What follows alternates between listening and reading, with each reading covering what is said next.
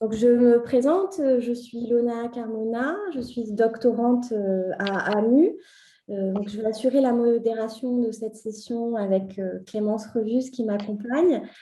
Clémence, toi, tu es chargée du pôle transmission de Seconde Nature. Donc, pour ceux qui ne connaissent pas, Seconde Nature, c'est une association spécialisée dans les arts et cultures numériques.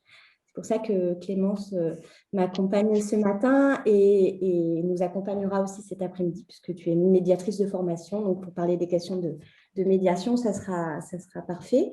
Donc, avant de commencer, je voulais remercier les intervenants. Euh, vous, Charles Florent, Jean-Paul Fourmentreau et Judith Michalet, d'avoir bien voulu participer à cette table ronde un peu hybride, d'avoir envoyé vos interventions. Donc, on vous remercie pour ça et pour la qualité des vidéos que vous nous avez transmises. On voudrait remercier également le FRAC Provence-Alpes-Côte d'Azur qui nous a énormément aidés dans le montage de ces journées d'études et à plus d'un titre. L'Université d'Aix-Marseille, évidemment, et nos laboratoires de recherche, donc le LESA et le CNE. Cette session durera 2 heures avec 1 heure et demie de conversation entre les différents intervenants, puis 30 minutes dévolues à des questions du public. Donc, n'hésitez pas à poser vos questions dans le chat, notamment si vous en avez au fur et à mesure. On se fera un plaisir de les relayer. Voilà, je pense que pour les présentations d'usage, c'est bon. Ben, merci en tout cas encore à Delphine, Ilona et Agathe pour cette invitation à modérer ces 2 tables rondes.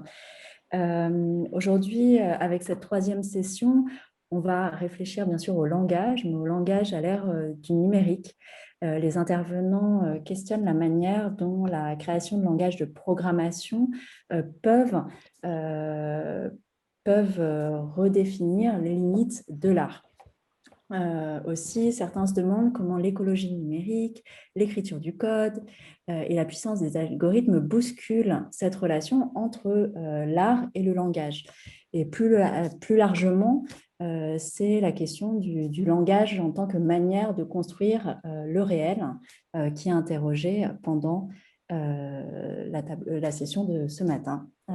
Je laisse Ilona présenter les intervenants. Oui, Et les intervenantes. donc Charles Florent, pardon, vous enseignez la philosophie au lycée Montgrand et à l'université d'Aix-Marseille, plus particulièrement l'esthétique en licence 1, licence 3 et en master. Et vous êtes aussi chargé de la préparation à l'agrégation. Vous avez soutenu en juin 2016 à l'université d'Aix-Marseille une thèse de philosophie qui s'intitule L'esthétique radicale de John Dewey, qui était dirigée par Joël Zask. Vous aviez obtenu à l'époque une mention très honorable avec les félicitations du jury et vous avez publié en août 2018 au PUR, aux presses universitaires de Rennes, L'esthétique radicale de John Dewey. Jean-Paul, et votre intervention s'intitulait Réalisme et irréalisme en esthétique, le symbole à l'épreuve de l'expérience. Donc on reviendra là-dessus évidemment. Jean-Paul Fourmentreau, vous êtes socio-anthropologue et critique d'art, professeur en philosophie et de théorie des arts et médias à Aix-Marseille Université. Vous êtes habilité à diriger des recherches par l'Université de Sorbonne Paris 5. Vous êtes membre de l'École des hautes études en sciences sociales. Vous êtes chercheur au Centre Norbert Elias et membre initiateur du programme Arts, Sciences et Société à l'Institut d'études avancées, donc à l'INERA. Vos recherches interdisciplinaires portent notamment sur les enjeux esthétiques et politiques des arts et technologies numériques. Et vous êtes l'auteur de nombreux ouvrages, dont Art et Internet, paru en 2010, Artistes de laboratoire, recherche et création à l'ère du numérique, paru en 2011, L'œuvre commune, affaires d'art et de citoyens, paru en 2012, L'œuvre virale, Net Art et culture hacker, qui date de 2013, vous avez dirigé un certain nombre d'ouvrages également, comme l'ère post-média, paru en 2012, Art et sciences en 2012 également, Identité numérique, expression et traçabilité en 2015, Digital Stories, art, design et culture transmédia en 2016 et Images interactives en 2017. Donc, votre intervention s'intitule Art, code, algorithme, actes et formes d'écriture numérique. Et enfin, Judith Michalet, Vous êtes maîtresse de conférences en esthétique et philosophie de l'art à l'École des Arts de la Sorbonne, Université Paris 1, et membre de l'Institut ACT. Vous avez soutenu votre thèse à l'Université Paris 1 Panthéon-Sorbonne en 2009. Vos travaux portent sur la pensée de Deleuze. Vous avez rédigé des articles mettant en confrontation la philosophie deleuzienne du corps, de la différence et de la stylisation de l'existence à d'autres pensées critiques et courants philosophiques des XXe et XXIe siècle. Les politiques contemporaines de l'image, les mises en jeu du devenir autre dans les pratiques documentaires et les rapports entre l'environnement technologique et processus de subjectivisation en art et design. Dans un article publié dans la revue La part de l'œil, daté de 2019, intitulé Synchronisme heuristique versus anachronisme fantasmatique, vous questionnez les méthodologies historiographiques des pratiques archivistiques en art. Vous êtes l'auteur de Deleuze, penseur de l'image, un ouvrage paru en janvier 2020 aux presses universitaires de Vincennes. Et vous, votre intervention s'intitule « Ce que le langage fait au computationnel, un nouveau tournant linguistique en art ». Voilà pour ces présentations d'usage. Et on va rentrer dans le vif du sujet. Voilà. Pour rappel, peut-être pour les personnes qui nous ont rejoints, les intervenants ont été invités à produire une vidéo d'une vingtaine de minutes. Donc, peut-être pour commencer, on propose aux intervenants de nous résumer de manière assez succincte cette vidéo, nous dire quelle forme elle a pris aussi et quel est le statut, la valeur que les intervenants et l'intervenante donnent à cette vidéo. Donc, peut-être qu'on va commencer avec Charles. Possible? Oui. On vous écoute. D'accord. Donc, là, c'est une question vraiment sur la forme de la vidéo, c'est ça? À la fois sur un résumé succinct de la vidéo, du contenu, mais aussi on s'intéresse à la forme que ça a pris. Est-ce que vous avez tous et toutes choisi des formes différentes? D'accord. Sur le contenu, donc, oui, peut-être que moi, c'est un peu... J'ai eu le sentiment après, en écoutant les autres vidéos, les autres interventions, peut-être que mon propos, c'est assez différent quand même, hein. Moi, je suis pas du tout dans le numérique. Enfin, vous voyez ce que je veux dire, hein, par rapport à ce qu'a fait Jean-Paul ou bon, voilà, c'est pas du tout. Moi, c'est une approche quand même. Ouais, ça va, j'entends des. Il faudrait fermer vos micros. J'espère Voilà. qu'il a ouvert son micro. C'était Jean-Paul, peut-être. Voilà. Donc, enfin, voilà, c'était un peu pour resituer mon intervention. J'ai le sentiment, voilà, que moi, c'est beaucoup plus classique, hein, c'est vraiment. Et alors, voilà. Après mon propos, c'était. Je vais essayer de résumer ça rapidement pour l'instant, pour être le plus clair possible. Voilà, ce qui m'intéressait en fait, c'était vraiment de rapprocher le pragmatisme. Donc, puisque voilà, mon auteur fétiche, moi, c'est Dewey, mais le pragmatisme avec donc le fonctionnalisme de Goodman. Et de ce point de vue-là, voilà, j'ai voulu faire. C'est vraiment très très simple, hein, mon truc. Je voulais montrer que finalement, on a peut-être souvent tendance à opposer justement, pour aller vite, hein, le langage et l'expérience. Donc finalement, toute une tradition plutôt de philosophie analytique de l'art, si on peut dire, avec, avec l'esthétique pragmatiste. Et en fait, moi, voilà, je voulais les rapprocher, du moins, en tous les cas, à l'échelle de mon intervention sur vraiment Goodman et Dewey, et donc de montrer que l'approche symbolique en fait de Goodman, pour aller vite, ou l'approche fonctionnaliste marche en fait très bien et poursuit, à mon avis, hein, bon, ça on verra après, mais poursuit un petit peu, je crois, le même but que celui de Dewey dans le pragmatisme. Donc voilà, c'était ça en fait la grande idée, si je puis dire, de mon propos. C'était vraiment voilà, de montrer que il peut y avoir une approche de l'art, effectivement, qui en un sens est vraiment l'héritière, voilà, je sais pas, du linguistic turn, etc., etc., qui en fait est aussi une approche de l'art comme expérience. Hein. C'était ça, voilà, tout le propos de mon intervention. Après, sur la forme de la vidéo, ouais, non, j'étais très ambitieux au départ, et puis bon, mes ambitions, évidemment, sont très vite retombées.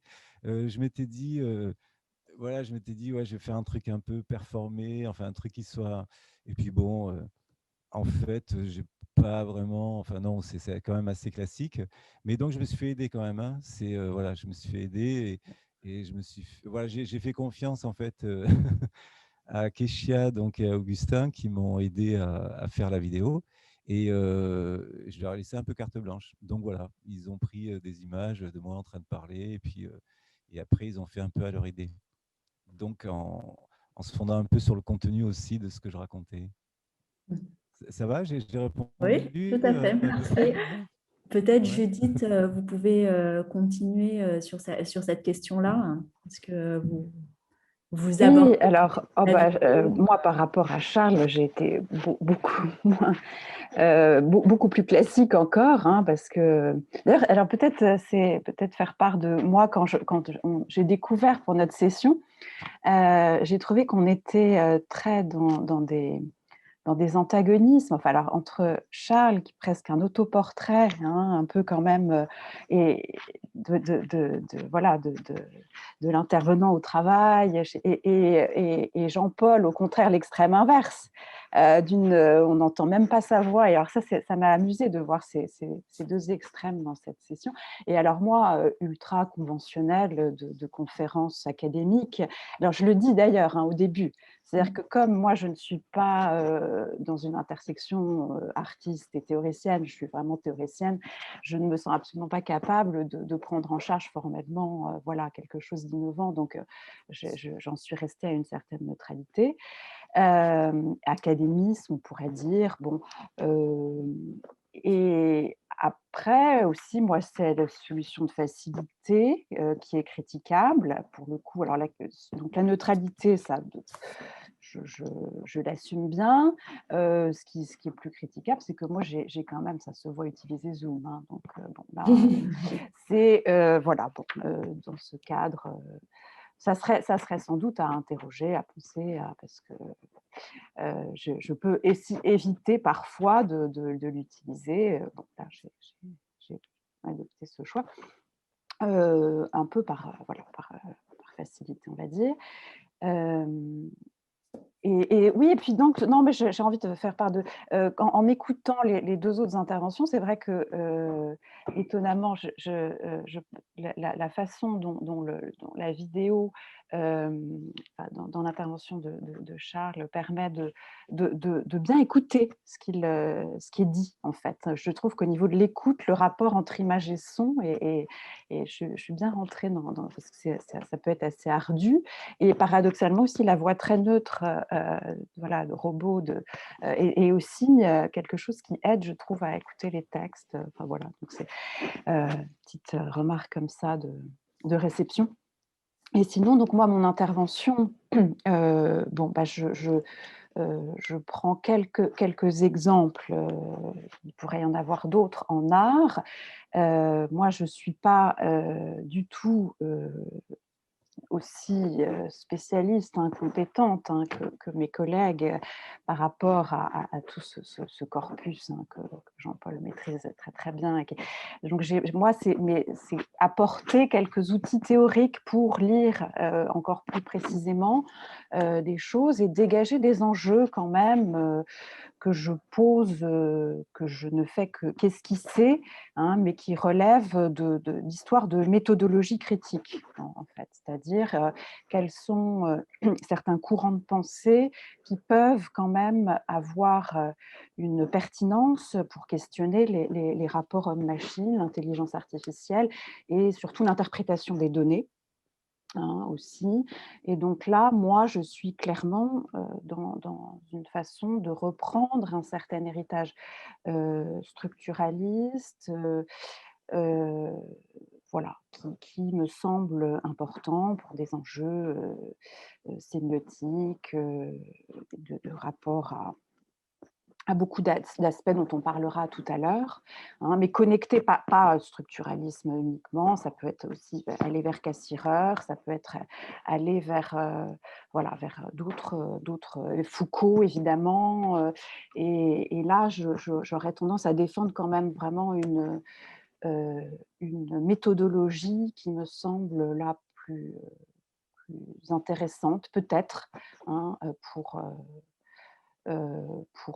penser le rapport, prolonger une réflexion sur le rapport au numérique aujourd'hui. Merci. Et Jean-Paul, bon, les autres intervenants ont déjà commencé à déflorer la forme assez effectivement inattendue de ton intervention. Peut-être peux-tu nous en parler un petit peu plus?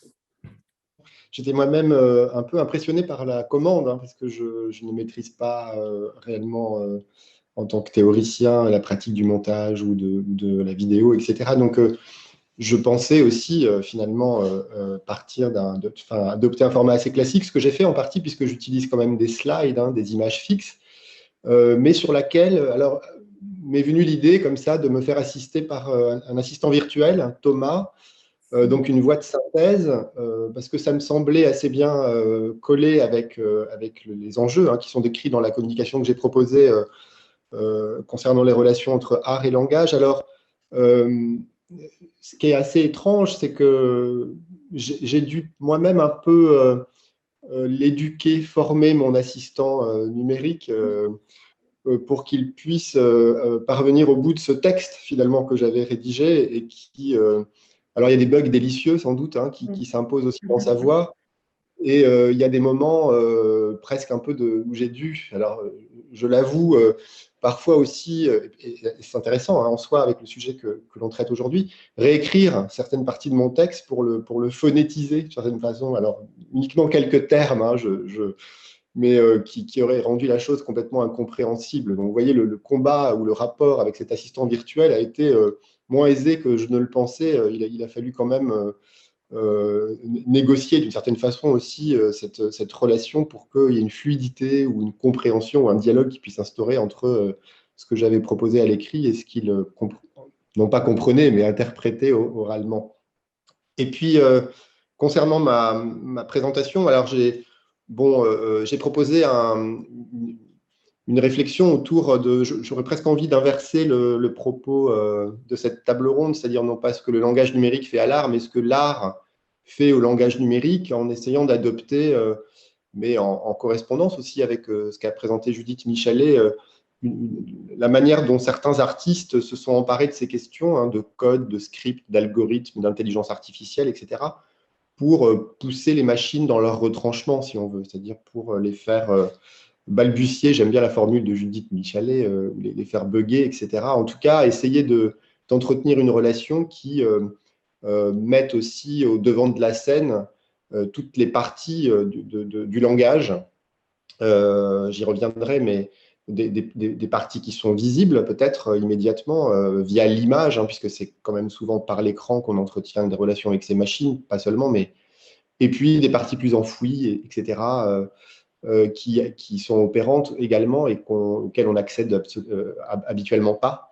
Et donc, de faire de ces différentes couches de langage et d'écriture des matériaux pour la création artistique, mais aussi venir interroger les incidences parfois plus critiques ou politiques aussi que pose l'usage de ces technologies-là. Donc voilà, j'y reviendrai, mais j'ai pris en considération quelques projets qui me semblaient emblématiques. Il y en aurait beaucoup d'autres de ces relations entre art et langage numérique.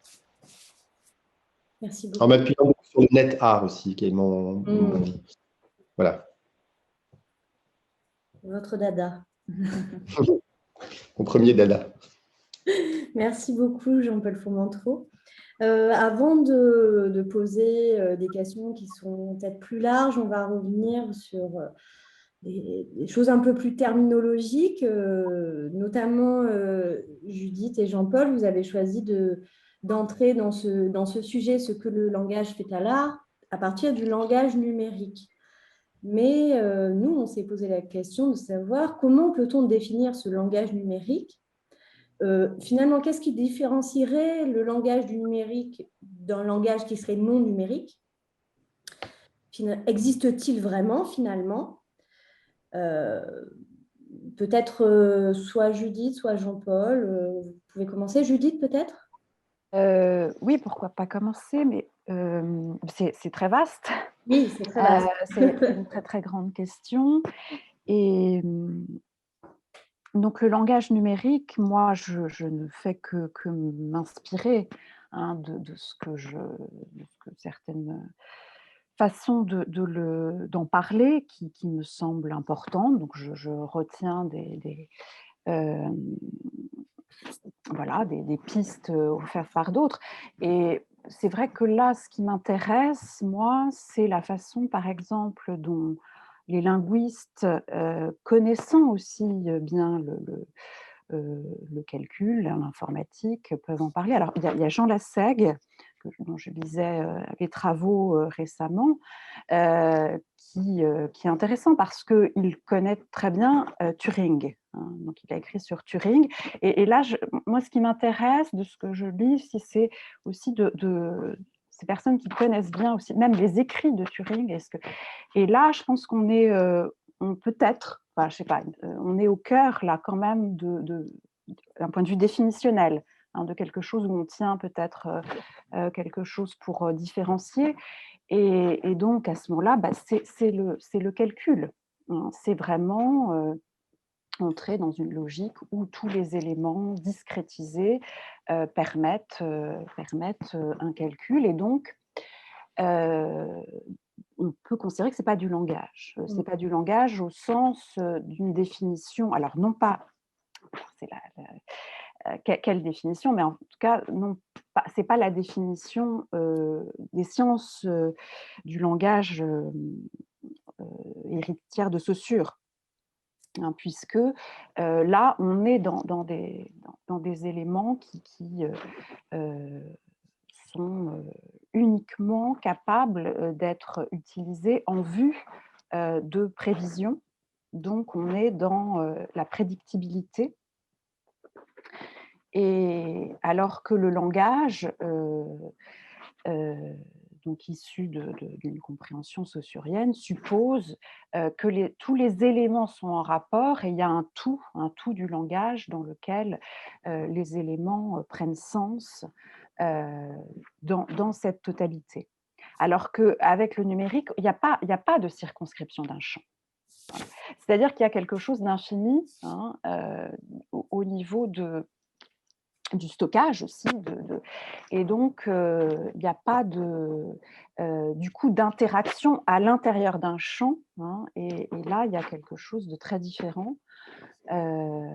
Et donc, on est dans du côté du langage, on est dans l'interprétation. Du côté du calcul et donc du numérique, on est uniquement dans la prédiction. Et on pourra réaffiner. Et donc, c'est différent. Alors après, en revanche, les deux se rencontrent. On est sans arrêt dans un mixte entre... et ce n'est pas pour dire qu'il y aurait voilà, que d'un côté le numérique, et même le vivant lui-même est composé d'éléments aussi qui sont dans un registre éventuellement de combinatoire, de computationnel, enfin ce qui pourrait être. Donc il y a beaucoup de mixtes aussi, mais il y a quand même me semble-t-il, des choses très radicalement différentes aussi, des polarités différentes. Oui, merci. C'était très intéressant. Personnellement, c'est ce que vous défendez notamment dans votre vidéo, cette idée de dire qu'il n'y a pas de langage numérique dans une définition assez académique de ce que peut être le langage. Et vous, du coup, vous parlez de computationnel à la place de langage. On a trouvé ça très, très pertinent. Alors, Charles, je sais que ce n'est pas du tout votre parti, mais est-ce que cette idée que le numérique n'est pas un langage, ça vous parle, justement? Oui, On peut dire comme ça. Oui, j'ai bien retrouvé en tous les cas ce que Judith Michalet exprimé dans son intervention. Moi, c'est effectivement ce que j'en avais retenu aussi, c'est cette opposition. Oui, enfin, moi, j'aime bien la manière dont tu le dis là, maintenant, enfin, l'opposition entre l'interprétation et la prédiction. Et je trouve que ça, c'est… Ben, moi, ça m'intéresse beaucoup. Et enfin, oui, moi, après, il me semble aussi qu'effectivement… enfin voilà, j'ai aussi quand même cette vision saussurienne de la langue. Si la langue est effectivement un système, c'est un système de signes où tous les signes sont interdépendants, ils n'ont pas, voilà, où ils n'ont de fonction que les uns par rapport aux autres. Donc je trouve qu'effectivement cette conception à la fois systémique et dynamique de la langue et du langage, oui, donne, pour moi, hein, donne en tous les cas raison peut-être à cette opposition entre voilà, interprétation et prédiction. Et après, voilà, simplement moi par rapport, parce qu'effectivement, comme tu l'as dit, je suis très très loin de tout ça, je suis vraiment, alors là, vraiment, je n'y connais absolument rien, quoi. Je suis vraiment très très nul sur la question. Mais je me dis que dans mon approche, en tous les cas, personnelle, effectivement, voilà, moi, ce que je voulais faire, pour qu'il y ait quand même un lien entre peut-être nos trois interventions, mais moi, ce que je voulais faire, effectivement, c'était de montrer comment cette approche, voilà, cette approche du langage que j'ai enfin, que j'ai un petit peu reprise là dans mon intervention, par exemple chez Goodman, etc. C'était aussi tout à fait, ça va un peu dans le même sens, c'est-à-dire que il y a un travail d'interprétation, hein, bien sûr, là en particulier chez Goodman, et qui est voilà, qui va plutôt, c'est ça que je voulais montrer moi, qui va plutôt dans le sens voilà, dans le sens d'une expérience en fait, dans le sens de et c'est ça au fond. Alors si je reviens un peu à la question de départ, moi c'est ça qui m'intéressait, c'est de montrer peut-être comment voilà, comment le langage n'est pas une manière de se détacher d'une expérience, pour le dire de manière très grossière, hein, ou d'une réalité absolue, d'une réalité, voilà, un ready-made, etc. Mais comment c'était justement le seul accès de toute façon à cette réalité. Et donc, comment finalement, effectivement, bah oui, en un sens, alors je suis très très prudent avec cette expression parce qu'on lui fait dire un peu tout et n'importe quoi, mais en un sens, tout est interprétation. Non pas que ça conduise, voilà, un relativisme, ouais, enfin, extravagant, mais tout est interprétation, et c'est ça qui m'intéressait dans la position irréaliste, dans le sens où finalement, oui, tout est de toute façon, tout est toujours déjà donné dans un langage, voilà. Enfin, je me suis un peu éloigné de la Non, question au non. départ. Mais oui, enfin voilà, moi je suis tout à fait dans la même, il me semble, hein, dans la même approche en tous les cas que ce que disait Judith à l'instant, sur l'opposition entre interprétation et prédiction. Ouais. Merci. Jean-Paul, peut-être que vous voulez conclure cette question. Oui, moi j'apprécie énormément l'approche qui nous a été donnée là par Judith et Florent. Je trouve qu'effectivement, on a affaire à des unités discrètes. L'ère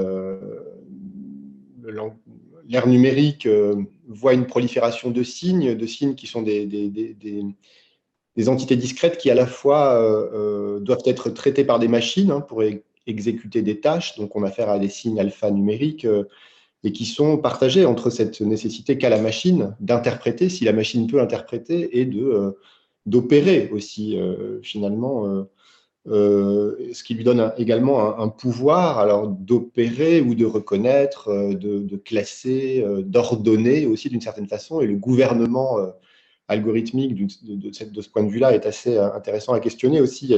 Laurence Lessig parlait de Code is Law. Il y a une exposition en ce moment au Centre Wallonie-Bruxelles à Paris qui traite du pouvoir aussi du langage de l'ère numérique et de son manque de régulation.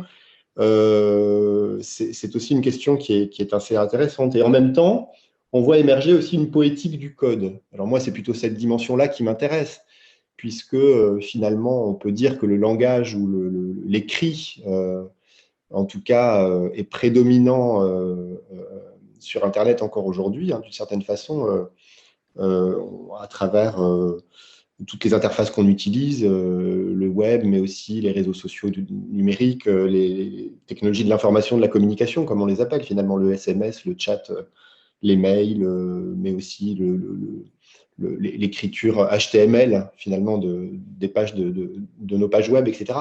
Tout ça ressort du langage.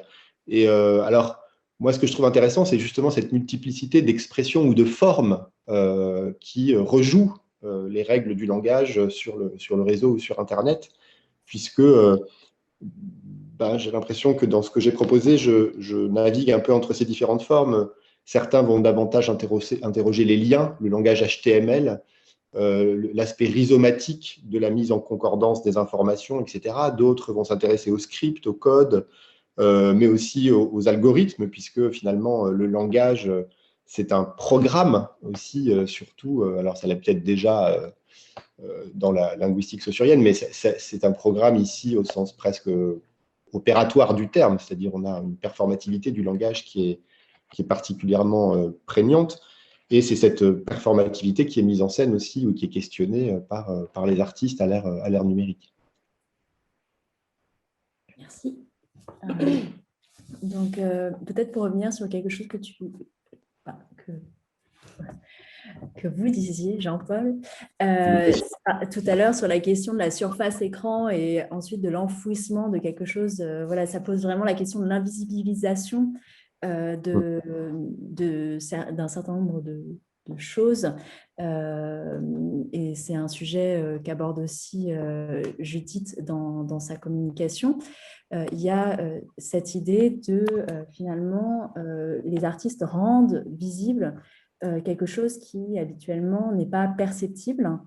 Et finalement, on se pose cette question de comment, est-ce que vous pouvez peut-être revenir sur, Jean-Paul et Judith, sur cette question de comment les artistes rendent à nouveau visible ce qui ne l'est pas pour le commun des mortels, ce que les artistes cherchent à nous révéler de cette manière-là, et en quoi ce geste artistique est important.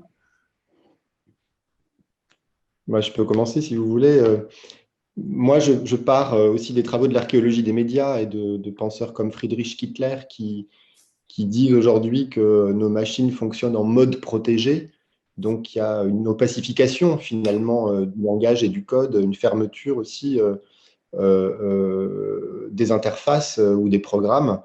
On pouvait jusqu'alors avoir affaire à des machines d'écriture avec les outils informatiques et l'ordinateur notamment, et aujourd'hui, on a plutôt affaire à des interfaces ou à des applications logicielles qui sont de plus en plus verrouillées et fermées sur elles-mêmes. C'est-à-dire qu'on ne fait qu'utiliser finalement et servir la machine plutôt que de s'emparer de ces logiciels comme des outils qui nous permettraient de manipuler le langage. Alors, ce que font les artistes ici, d'une certaine façon, c'est de réouvrir cette boîte noire et en s'intéressant à comment elle fonctionne, mais aussi pour la poétique du code, comment ça peut se manifester plus tangiblement, c'est-à-dire comment on peut mettre en scène aussi cette question du langage. Alors, juste si je devais prendre un exemple, c'est vrai qu'on disait que le net art était un peu mon premier domaine de recherche. Deux artistes comme Jody, par exemple, avec lesquels j'ai tenu à ouvrir ma proposition, eux vont s'inspirer de la logique un peu déviante des pirates informatiques ou de ceux qui produisent des virus, donc qui jouent du langage aussi comme dans cette dimension performative et opératoire à travers le pouvoir que peut exercer ce langage et la violence qu'il peut avoir aussi. Et donc, ils créent des virus informatiques, des sortes de bugs qui soumettent le public à une sorte de complot, finalement, puisque le public n'est pas dans une relation active, ni même interactive, puisqu'on peut penser que l'interactivité est une des forces de ces nouveaux modes de communication. Non, là, au contraire, ils sont surpris et mis dans une position de devoir réagir. Donc, c'est une position de réactivité plutôt face à une machine défaillante ou à une machine qui bug. Et pour ce faire, ils créent des interfaces, puisque finalement, le contact qu'ils peuvent avoir avec le public est celle de l'interface, des interfaces qui bug qui sont déstructurés, qui ne respectent plus les codes de mise en page des éléments multimédia à l'écran, donc qui déstructurent totalement l'apparition des données textuelles, mais aussi visuelles, sonores, etc. Et qui, en même temps, exécutent en tâche de fond des protocoles ou des procédures beaucoup plus intrusives. C'est-à-dire que leur logique, c'est aussi d'infiltrer les disques durs du public. Par exemple, dans Jodi404.org, il y a une volonté à la fois de paralyser la navigation, c'est-à-dire de rendre difficile pour l'internaute de se mouvoir dans cette base de données rhizomatique, de cliquer de lien en lien, de faire l'expérience de l'œuvre. C'est une œuvre qui bug, qui plante. Et en même temps, le navigateur ordonne le téléchargement de deux fragments d'application qui vont venir se loger sans que le public en ait connaissance, soit sur le bureau, soit sur le disque dur. Et on va se rendre compte de cela bien plus tard parfois. Et lorsqu'on s'amuse à cliquer sur ces icônes, ça génère un crash de la machine. Alors un crash symbolique, mais qui quand même se traduit par un clavier inopérant, un son assourdissant, un écran complètement déstructuré. Donc ça renvoie à ce sentiment de paranoïa aussi, à cette relation quasi anthropologique qu'on peut avoir à un ordinateur, dont finalement on maîtrise assez peu le langage. C'est-à-dire qu'on a une interface qui est quand même assez frustre, qui est loin de ce que l'on peut entendre par une capacité de dialogue ou de communication. Et donc, on est soumis finalement à cette émotion un peu extrême qui est la paranoïa ou la crainte de perdre des données ou la peur du bug, du virus, etc., etc. Donc, ils mettent tout ça en scène.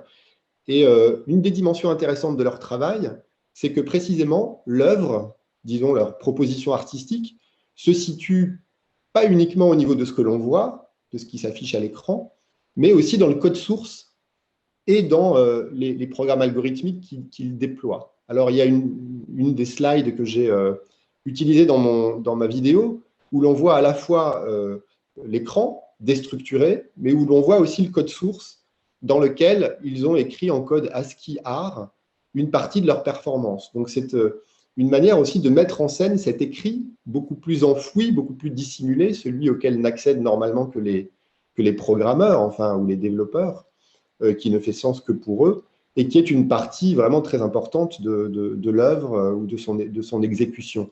Donc, il sensibilise aussi le public, finalement, à cette dimension-là. C'est intéressant, c'est-à-dire qu'il l'invite, contrairement au mode protégé que dénonçait Kittler, à réouvrir le capot, à ouvrir la boîte noire et à s'emparer aussi de l'écriture dans sa dimension codée, programmatique. Voilà, alors, c'est une œuvre qui, de ce point de vue, a plusieurs significations. Hein. Elle est à la fois une mise en tension visuelle et pratique de la communication, quasi anthropologique avec la machine, et en même temps qu'une mise en scène des différentes formes du langage, disons,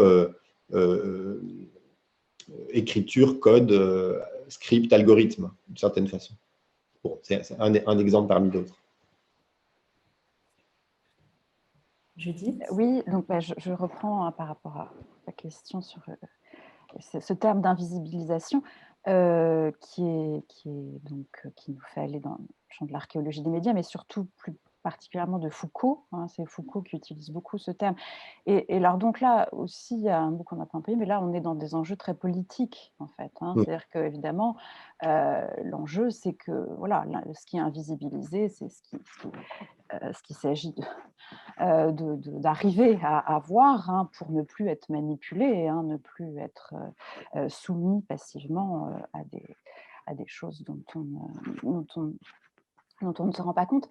Et comment le faire? Qu'est-ce qui est invisibilisé? Bon, alors, donc c'est effectivement à travers des pratiques là concrètement qu'on peut effectivement arriver à revenir au code source, à essayer d'avoir l'usage qui n'est pas prévu, ce que décrit très bien Jean-Paul, tous ces artistes qui, justement, détournent la pratique de la réappropriation, du détournement, pour essayer de rendre visible, de faire entrer dans un champ de visibilité ou cette chose occultée. Alors, il y a la question, oui, et puis il y a le fait que, de façon générale, depuis qu'on est entré dans l'ère numérique, oui, c'est au niveau de l'écriture, on est dans un, c'est donc à nouveau Jean Lassègue, là, parce que je lisais récemment un ouvrage, Justice digitale, où il reparle de pas mal de choses, et c'est un code muet, c'est-à-dire que si on n'est pas programmateur, on est dépossédé, hein, donc de la capacité à comprendre. Alors là, peut-être que j'en profite pour peut-être lancer quelque chose, là, un questionnement, parce que est-ce qu'on a absolument besoin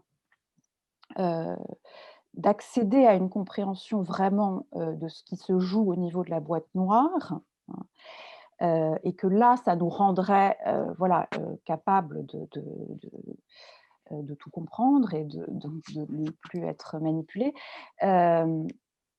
Et donc, effectivement, ça serait l'approche hitlérienne, plus matérialiste à cet égard, hein, ça serait plus Ou alors, est-ce que il n'y a pas quelque chose, alors ça, là je m'inspire, je reprends complètement une discussion que j'ai entendue récemment entre un membre du collectif RYBN, Kevin, qui intervenait dans une table ronde organisée par Stéréolux, et un designer qui s'appelle David Banquet, qui, par rapport à des constats récents, s'apercevait qu'on peut aussi, de façon intuitive, comprendre un peu comment fonctionnent les algorithmes.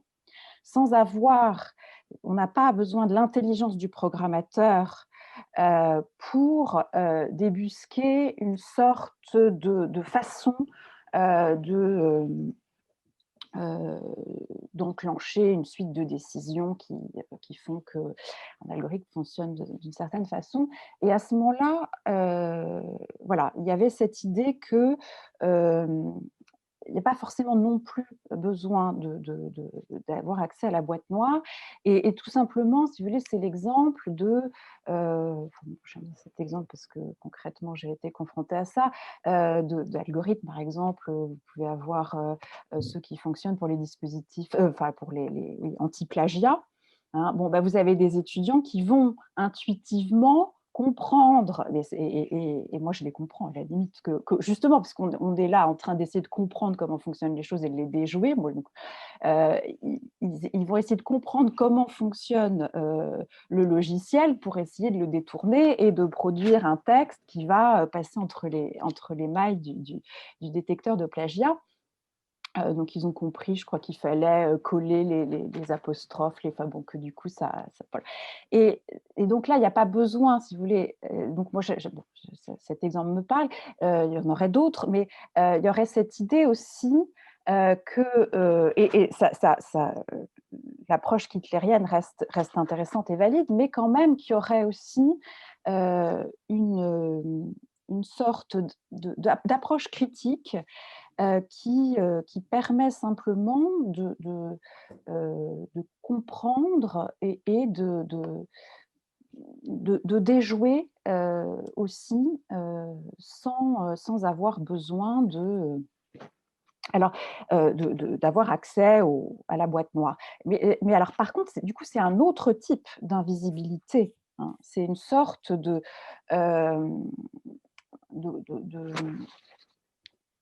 dispositifs pas forcément matérialisés, hein, mais on comprend comment il y a une logique, si vous voulez, de manipulation qu'on peut essayer de saisir et de contrecarrer. Voilà. Non, Merci Judith. Juste pour faire une petite parenthèse par rapport à ce que vous venez de dire, vous le savez peut-être, la programmation et l'algorithme est rentrée dans les programmes scolaires notamment dès le primaire, et cette approche ne passe pas via un ordinateur, c'est-à-dire qu'on apprend cette logique sans passer directement par l'interface numérique, justement. Donc, c'est qu'il y a bien des modes de pensée qui sont induits et qui ne sont pas uniquement liés à la boîte noire, finalement. Enfin, voilà, c'était juste une petite digression, mais je pense qu'elle allait dans votre sens. Je passe à la question suivante. Peut-être appuyer, parce que par rapport à ce que Jean-Paul disait sur la question du bug et du dysfonctionnement, finalement comme modalité de langage, pas de langage, de dialogue avec la machine, avec l'algorithme. Judith, dans votre intervention, vous présentez notamment l'œuvre How To d'Elisabeth Caravella qui traite un peu de cette question. Est-ce que vous pourriez nous en parler? Oui, là je voyais qu'il y avait une question dans le chat, donc j'étais en train de...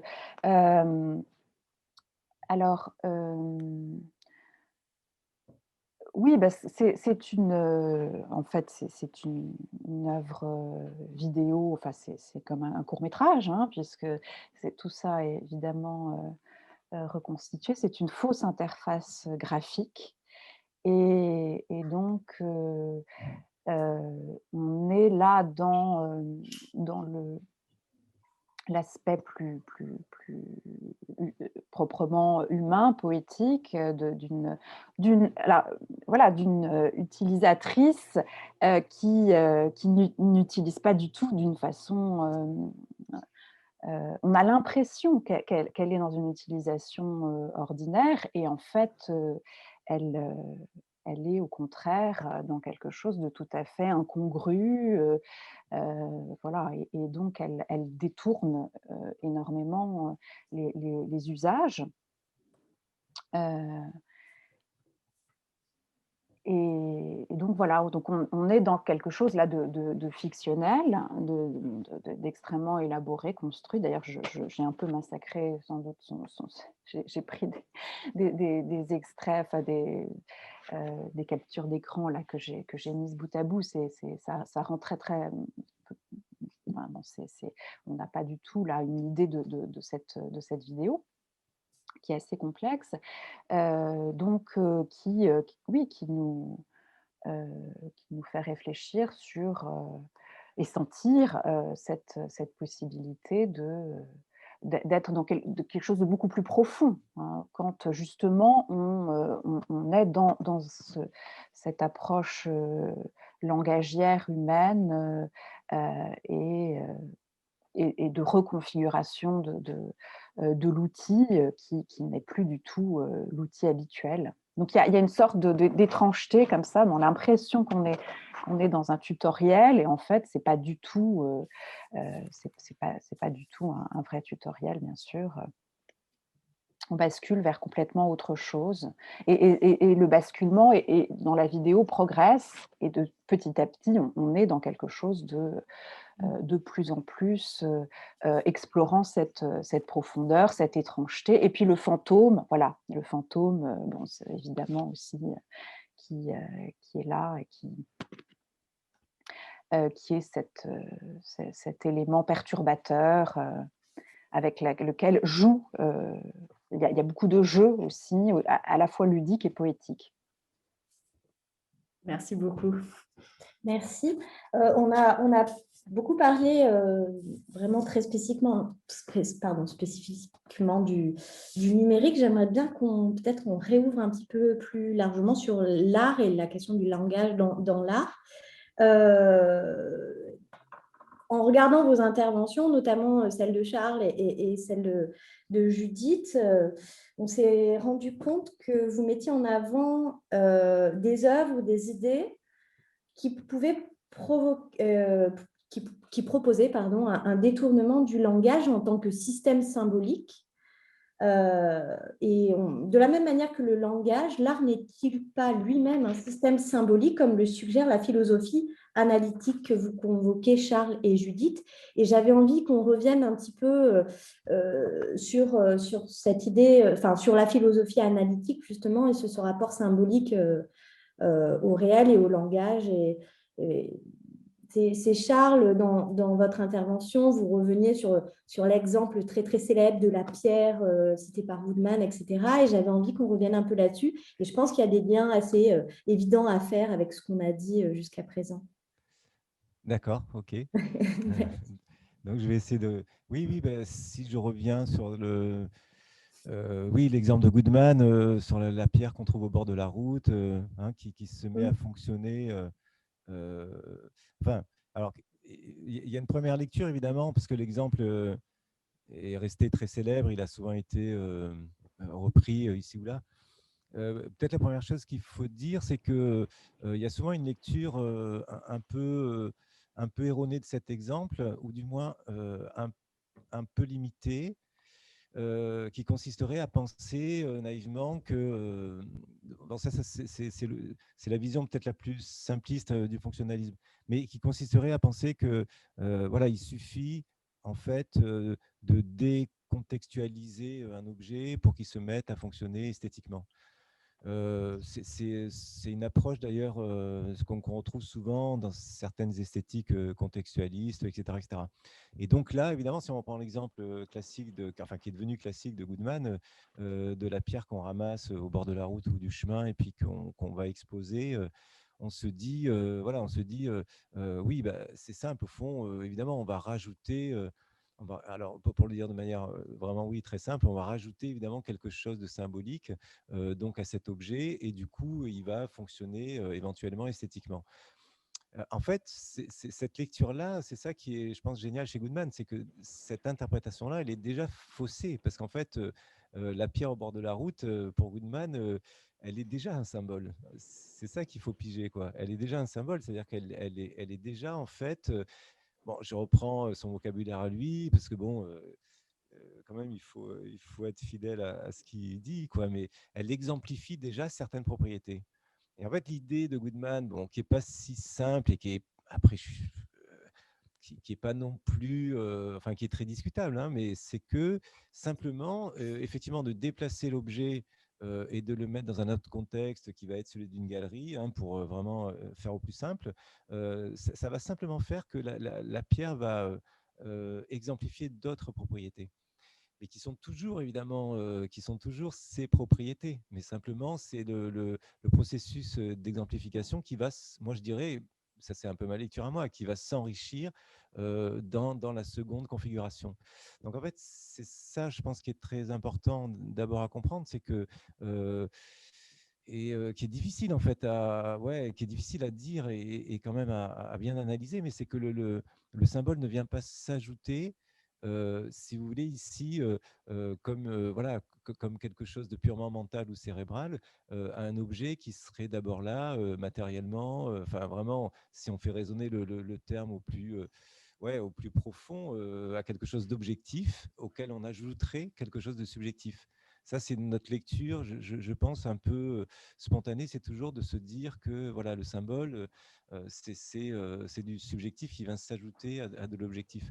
Euh, Comme si les objets étaient psychodégradables, quoi. Hein, c'est-à-dire que bon, finalement, c'est pas du tout ça. Le truc, moi, qui m'avait beaucoup, enfin, c'est ma lecture. Peut-être après je me plante, hein, mais ce qui m'avait beaucoup intéressé dans la position irréaliste, et à mon avis, le terme est assez curieusement choisi quand même, mais de Goodman, c'est de dire non, en fait, il n'y a pas une réalité qui est là et qui attend sagement que l'homme la symbolise avec ses moyens, etc., etc.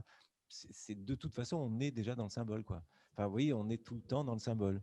Enfin, c'est le… Voilà, pour prendre un exemple vraiment, enfin, pour prendre des références vraiment tout à fait universelles, c'est le monde d'Alice, quoi. Enfin, c'est ça le truc. Le pays des merveilles, c'est simplement qu'effectivement, ben, on est tout le temps dans le symbolique, on est tout le temps dans le symbole. Alors évidemment, ça veut dire aussi que ça ne marche que si on donne quand même au terme de symbole et de symbolique, parce que c'est ça quand même c'est ça un peu le nerf de la guerre, hein, si on donne à ce terme une extension très très large, quoi. Hein, très très large, ça veut dire que… Et là, quand même, Goodman est vachement prudent, parce qu'il dit bien que bon, le symbole, justement, là je reviens sur ta question, le symbole, c'est pas seulement ce qui se passe dans le langage. Hein, sinon, ça ne marche pas. Hein. Le symbole, c'est le fait que je sais pas, c'est d'abord anthropologique, c'est vraiment, c'est le fait de l'humain, quoi. C'est-à-dire que c'est le fait que tout peut faire signe de, quoi. Hein, tout peut être signe de, etc., etc. Hein, ce que j'essaie aussi de montrer un peu, bon, rapidement dans mon intervention, mais c'est là où ça rejoint le pragmatisme. Hein, c'est-à-dire, bon, lorsque Dewey dit, bah oui, qu'est-ce que c'est une expérience vraiment humaine? Oui, une expérience vraiment humaine, elle ne fait que prolonger en fait peut-être l'expérience du vivant et elle le prolonge. Et oui, elle le prolonge symboliquement. Elle le prolonge parce qu'elle va, oui, donner du sens, un sens peut-être de plus en plus riche à cette expérience. Mais voilà, ce qui est, me semble-t-il important, mais ce qui est difficile aussi peut-être pas du tout à comprendre, parce que je pense que tout le monde comprend vachement simplement. Mais ce qui est difficile à analyser, à dire, c'est de se passer du dualisme, quoi. Il n'y a pas d'un côté un objet qu'on va symboliser, c'est-à-dire qu'on va lui faire dire autre chose que ce qu'il est ou que sais-je. Non, il n'y a que, en un sens, oui, c'est toujours déjà du symbole. C'est toujours déjà du symbole parce qu'on est toujours déjà dans une expérience bon, qui est plus ou moins riche, qui est plus ou moins pauvre, etc., mais qui est toujours appelée à signifier en fait quelque chose. C'est le fameux exemple de Dewey qui est, je crois que je ne sais plus si j'en ai parlé dans l'intervention, mais qui est génial, où il reprend un peu un exemple. Je pense que tout le monde connaît le truc de Kant dans la critique de la faculté de juger sur le mec qui imite le rossignol et tout ça. Bon, je ne sais pas si vous avez ce passage dans la tête ou pas. Bon, enfin, c'est un passage de Kant très célèbre. Et en gros, Kant dit, bah, en fait, une fois qu'on va s'apercevoir que c'était un mec qui imitait un rossignol, tout d'un coup, le plaisir esthétique s'évanouit complètement, quoi. On est trop déçu et donc, bon, on trouve ça nul et tout ça. Bon, et en fait, dit oui, il prend un exemple un peu similaire, mais c'est très très intéressant parce que c'est tout à fait la question. Il dit, admettons qu'on trouve un objet dans la nature, un objet finement ouvragé, très très ancien, etc., etc. Et donc on est là, on s'émerveille, on trouve un objet en fait, voilà, un objet façonné par l'homme et donc un objet préhistorique, je sais pas quoi. Il dit, bah, donc on met cet objet, voilà, dans un musée des arts premiers et donc il va générer cet objet, bien sûr, des jugements esthétiques, etc. Et puis admettons toujours dans notre expérience de pensée que on s'aperçoive, voilà, on s'aperçoive quelque temps après qu'en fait cet objet il n'a pas du tout été façonné par l'homme. On a pu prouver de manière absolument, voilà, de manière absolument définitive que c'est un pur produit de la nature, un produit hasardeux, etc., etc. Alors évidemment, du coup, bon, l'objet, voilà, l'objet n'a plus sa place dans son musée des arts premiers. On va le mettre dans un muséum d'histoire naturelle, ou je sais pas, etc., etc. Et en fait, ce que dit, et là on comprend mieux ce que dit Dewey, c'est qu'en fait, c'est pas seulement là, c'est pas comme chez Kant, on va pas être déçu tout d'un coup parce que ben non, c'est pas l'homme qui l'avait façonné, etc. C'est notre perception même qui va changer. C'est la perception de l'objet qui change. C'est ça qui est vachement important à comprendre, mais ce qui est c'est vachement difficile à expliquer. C'est pas juste une lecture symbolique qui va être redressée, qui va être corrigée. Ah ouais, on s'était gouré, donc en fait, bon, non, non, non, c'est la perception. C'est notre perception, c'est notre expérience qui change en fait finalement de ce moment A à ce moment B. Donc là, on voit très bien que, voilà, en un sens, quelle que soit la façon dont on le dise, en fait, hein, peu importe. C'est pour ça que c'était réalisme versus irréalisme, mais ça veut dire que soit, effectivement, bah, oui, tout est symbole, soit tout est expérience, peu importe, mais ça veut dire que, en tous les cas, la réalité, c'est ce qui se fait et c'est ce qui se fait à travers cette expérience qui est toujours, effectivement, oui, porteuse de sens. Ça va? C'était pas trop Non, non, mais merci confus? beaucoup. Ouais. Non, non, Charles, c'était vraiment super. Ouais. Et moi, ça me fait penser tout de suite à quelque chose, cette idée de la perception de l'objet qui change. Ça me fait penser, pour revenir au net art, Jean-Paul Fromentreau, à la fenêtre.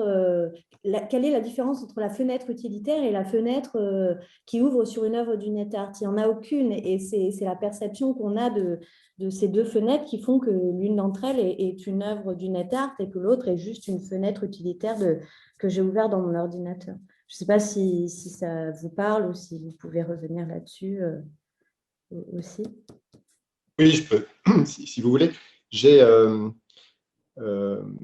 comment dire, pour le net art, il y a une dimension qui est intéressante, me semble-t-il, c'est que à aucun moment, en tout cas pour Jody et pour d'autres pionniers du net art, ils n'ont revendiqué le statut d'artiste, ni même revendiqué le fait de faire œuvre, et que il jouait précisément de la porosité des frontières entre des sites web aux logiques commerciales tout à fait hétérogènes. Enfin, il voulait donner une chance aussi à leurs actes poétiques programmés de pouvoir toucher un public qui n'est pas celui du monde de l'art, d'une part, mais aussi pouvoir infiltrer des univers ou des logiques qui ne sont pas celles de l'art.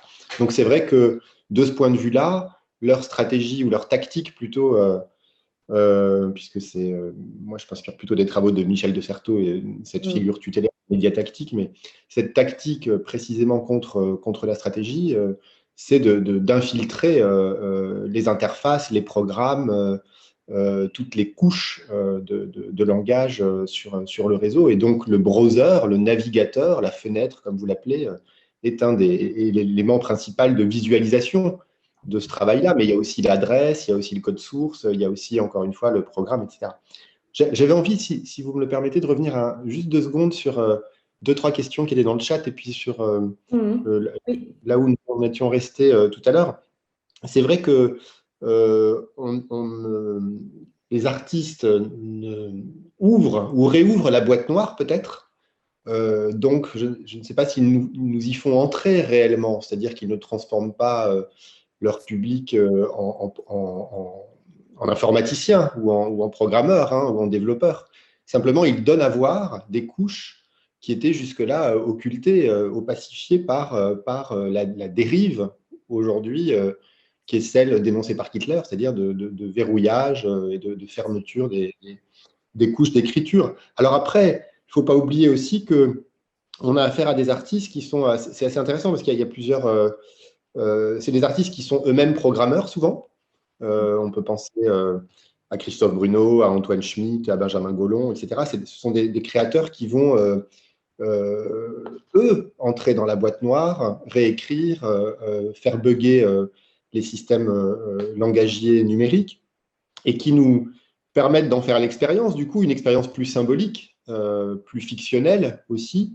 Et cette expérience, elle est mise en scène à travers leurs œuvres, mais aussi dans des ateliers, parfois de circuit de bending, comme chez Benjamin Gollon, donc des moments aussi de partage avec le public, et là, pour le coup, non pas seulement le public du monde de l'art, mais là encore, comme ça se fait dans des Fab Labs ou autres, aller à la rencontre des utilisateurs, on va dire lambda, que nous pouvons être les uns et les autres de ces machines sans toujours les comprendre. Alors la compréhension, elle passe plus par, non pas par le fait de savoir programmer, mais par le fait d'essayer d'approcher le fonctionnement de la programmation.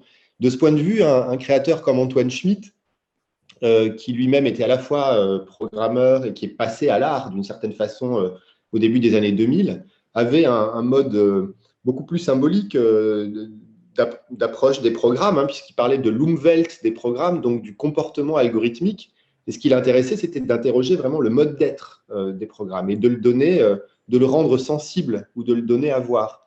Donc ces œuvres, finalement, nous confrontent à non pas ce que sont ou ce que seraient les programmes comme une entité comme ça autonome, mais à leur fonctionnement, à leur mode d'être, à la façon dont ils se comportent d'une certaine façon. Et ça, c'est extrêmement précieux parce que c'est fait, alors pour le coup, sans nécessairement nous permettre de comprendre l'écriture algorithmique, mais de nous faire approcher sur le terrain du sensible ces programmes et ces écritures-là. Et puis, dernière chose, j'aime beaucoup ce que Judith éclairait aussi, cette dimension, cette opposition entre le causal et le fictionnel. Alors, ici, on a beaucoup d'œuvres quand même qui sont des fakes, on peut le dire, ce sont quand même beaucoup des artistes du fake, c'est-à-dire que ce qui les intéresse, c'est aussi d'élaborer des fictions. Je crois que c'est très présent chez Eric Gregbehen, mais aussi chez Christophe Bruno, chez d'autres artistes. Et ces fictions, elles ont pour but précisément de nous alerter parfois, mais aussi de nous faire éprouver sur un terrain plus poétique et sensible cette machine peut-être plus froide et distante avec laquelle on est en relation chaque jour. Donc ça crée de nouvelles formes d'attachement Et leur matière de prédilection, c'est précisément, contrairement aux ingénieurs, ça va être plutôt la figure du bricoleur de Lévi-Strauss, hein, c'est le bricolage, ou la bricologie même, et la façon dont, quelque part, la relation à ces machines, ou les attachements qu'on peut avoir à ces machines, passe beaucoup par le dysfonctionnement aussi, et par le bug, par le bruit, par le crash, par toutes ces dimensions-là. Ça, c'est une des dimensions très intéressantes de l'approche de ces artistes.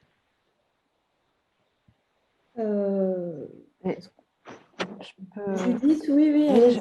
Oui, et alors à propos de ces fictions, en même temps, c'est pas, alors ça peut être poétique, mais enfin, c'est pas seulement au sens d'évasion, c'est-à-dire qu'il peut y avoir des fictions qui nous permettent de comprendre et de mener un diagnostic critique aussi.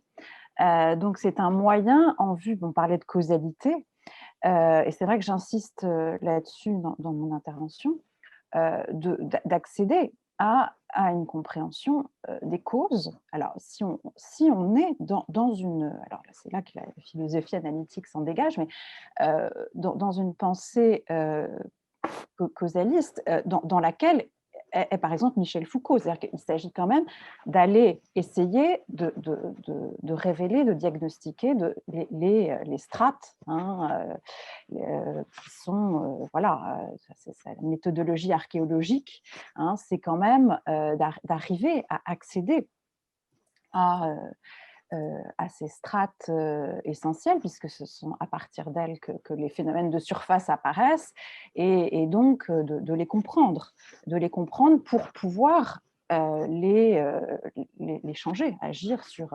Donc là, c'est la question aussi de ces positionnements entre fiction, mais aussi diagnostic critique. Les deux peuvent aller ensemble, et je crois que c'est, par exemple, chez RYBN, c'est totalement le cas. Et oui, je voulais juste revenir quand même, parce que moi, je me suis appuyée, et il me semble que c'est pas mal, cette façon dont Hubert Krivine, hein, un physicien français, nous rappelle que quand on est dans la logique du calcul, on ne peut trouver que des corrélations, mais on ne sait pas quelle est comment dire, qui agit sur quoi.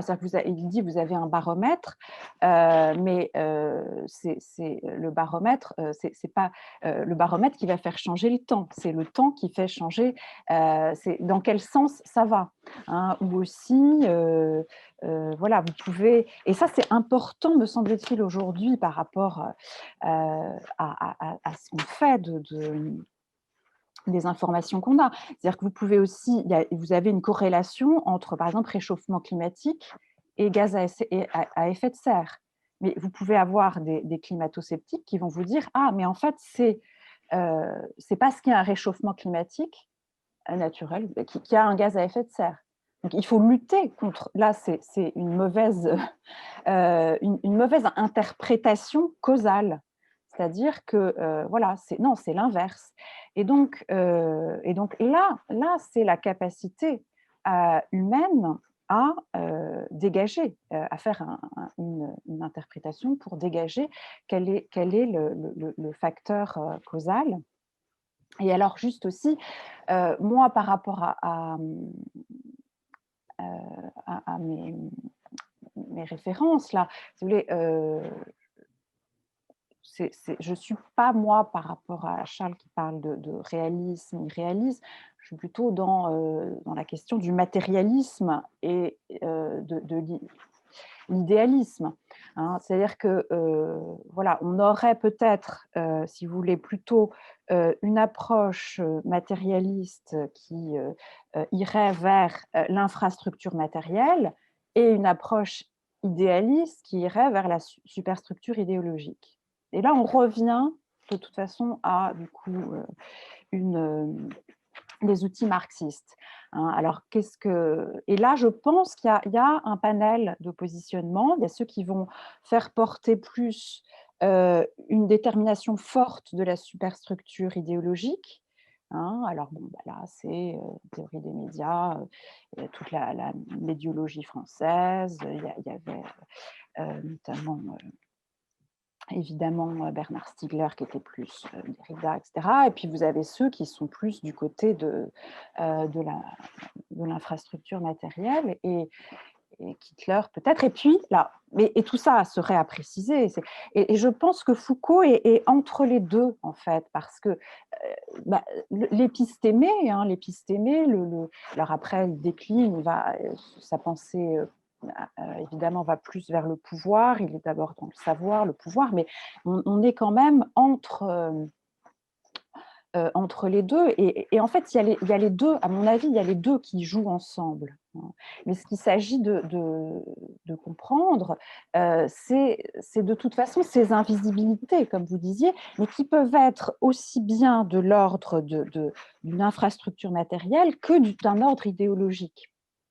Voilà. Et à mon avis, voilà, ça serait… Et là, à ce moment-là, donc Foucault, un peu entre les deux, Cassirer aussi, et d'autres. Voilà. Et pour revenir aussi de ce que j'ai vu dans le chat, oui, c'est la question de… Il y a certains moments, sans doute, il faut dire qu'est-ce qu'on diagnostique aussi, et qu'est-ce qu'on considère comme le plus important à diagnostiquer, comme structure sous-jacente, si vous voulez, qui influe. Et donc, bon, évidemment, il y a aussi urgence, quoi, aujourd'hui, par rapport à ce que le numérique va impliquer dans nos vies. Enfin, il y a des conséquences quand même absolument énormes. Donc, où est l'urgence? Quels sont les… En même temps, voilà, c'est bien qu'il y ait une pluralité de diagnostics possibles, mais évidemment, voilà, quand RGBM parle de l'évasion fiscale, là, je pense qu'il s'attaque à des… C'est-à-dire qu'il y a des grands, voilà, des grandes manipulations. Alors, évidemment, on peut… localement déjouer, on peut localement être tacticien au sens de Certeau, etc. Et ce qu'on aimerait bien, c'est que ça puisse évidemment prendre une ampleur pour que la résistance puisse s'amplifier, mais il y a aussi besoin de toujours diagnostiquer à quel point ces petites tentatives de résistance sont toujours réabsorbées dans quelque chose de beaucoup plus vaste et beaucoup plus… avec des implications à vaste échelle qui là vont faire que c'est malheureusement ces petites interventions vont être très, très parcellaires, très locales. Voilà, excusez-moi, j'ai un peu… Mais voilà, et par rapport au chat, oui, c'est… moi, je ne suis pas assez… Mais c'est intéressant de discuter de qu'est-ce qu'il y a à comprendre. Oui, il y a Julien Franck qui écrivait que on ne peut pas complètement comprendre le paramétrage. Hein. Oui, bien sûr. C'est peut-être, par exemple, ce qu'on peut comprendre, sans connaître les paramétrages, c'est un algorithme qui est discriminatoire, quoi, qui va faire qu'on va… voilà. Il y a un mélange. Et c'est pour dire, en fait, ce que disait la discussion qui m'avait intéressée entre… donc un membre du collectif RYBM et David Banquet, c'est de ne pas non plus faire croire qu'on est dépossédé en tant qu'on n'est pas programmateur soi-même, hein, qu'on n'a pas cette culture. Et donc, Ilona, c'est intéressant que vous me disiez qu'en plus, c'est enseigné, etc. Parce que du coup, ça permet, et peut-être on parle de réappropriation, hein, c'est intéressant. Ce que je voulais dire, c'est que c'est une sorte de réappropriation, c'est-à-dire qu'on peut aussi, même si on ne connaît pas le langage du code, on peut quand même avoir ce raisonnement critique qui permet de comprendre un certain nombre de choses, pas tout, mais un certain nombre de choses quand même pour essayer de les déjouer. Voilà. Ce qui est très, très perceptible dans l'exemple que vous donnez effectivement de l'œuvre d'RYBN et dans l'exemple que donne Jean-Paul par rapport à Christophe Bruno sur les Google Hacks, Et ça permet aussi de revenir sur ce que disait tout à l'heure Jean-Paul en citant Antoine Schmitt, donc, qui est un artiste de numérique, sur finalement la nécessité, pas forcément de comprendre dans le détail, mais de comprendre la manière d'être de l'algorithme. Bon, même si ça peut paraître un peu paradoxal, la notion d'être pour un algorithme, mais ce qui est, donc notamment dans ces deux exemples d'RYBN et de Christophe Bruno, il y a un peu cette notion on en a beaucoup parlé là, de déjouer quelque chose, de déjouer notamment le langage utilitariste du numérique. Et ils le font, en fait, c'est un peu ce passage de l'invisibilisation à la révélation. Et c'est un peu la question du mode de révélation de ce qui est invisibilisé. D'ailleurs, jusqu'à maintenant, on a parlé essentiellement de l'algorithme, mais il y a aussi la question aussi des données qu'on laisse derrière nous, notamment avec l'exemple que Jean-Paul donne dans son intervention d'Albertine Meunier. Je pense que c'est My Google Search History. Alors, pardon, donc je reviens à ça. Donc, en fait, peut-être pour revenir sur cette question de la modalité de révélation de ce qui est invisibilisé, qui passe dans les œuvres que vous présentez par notamment la parodie, l'humour, etc. Est-ce que ça aussi, finalement, ce n'est pas un bon moyen de faire comprendre la manière d'être de tout ça? Oui, tout à fait. Alors, c'est vrai que il me semble qu'on peut aussi donner sur le terrain critique une acception plus anthropologique, plus large à ces questions de relation aux machines. Moi, je me suis beaucoup inspiré des travaux de François Jarige, technocritique du refus des machines à la contestation des technosciences, qui est quand même un travail qui repart du Moyen-Âge jusqu'à aujourd'hui en montrant combien cette relation à la machine est assez ambivalente, d'une certaine façon. On connaît l'exemple des ludites qui sont des briseurs de machines, mais toutes les tactiques qui sont abordées de ce point de vue relèvent à la fois du braconnage ou du bricolage, mais aussi du sabotage. J'aurais pu m'appuyer aussi sur les travaux de Julien Prévieux de ce point de vue, qui me semble très intéressant aussi, dans la façon dont, par excès d'obéissance, précisément, c'est-à-dire en utilisant les machines de façon presque trop appliquée ou trop respectueuse, eh bien, ça engendre, donc de manière trop zélée aussi, ça engendre un bug. Donc, il ne s'agit pas toujours de les déjouer, c'est ça qui est assez étrange, ou de les détourner, parfois en voulant respecter les règles, les scripts, les normes d'usage ou les conventions, et en voulant les utiliser trop bien, ça peut engendrer aussi des pannes ou des dysfonctionnements, d'où l'incompréhension aussi, enfin, ou ce défaut de dialogue peut-être qui existe entre la machine et l'humain, et qui est mis en scène dans beaucoup de propositions plastiques ou artistiques. De fait, c'est non seulement parce que c'est amusant et effectivement en soi, enfin, il y a beaucoup de jeux au sens fort du terme avec ces outils-là, mais aussi d'un point de vue plus politique et plus critique. Et alors là, il me semble que on peut...